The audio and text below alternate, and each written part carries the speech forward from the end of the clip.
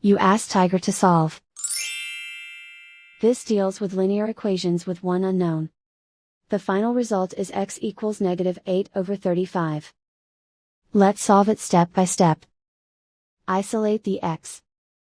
Multiply both sides by inverse fraction 4/5. Move the negative sign from the denominator to the numerator. Group like terms. Multiply the coefficients. Simplify the arithmetic.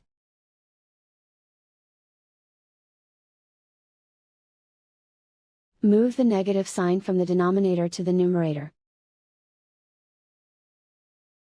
Multiply the fractions.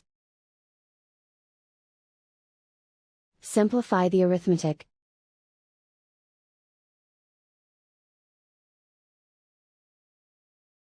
And so the final result is x equals -8/35.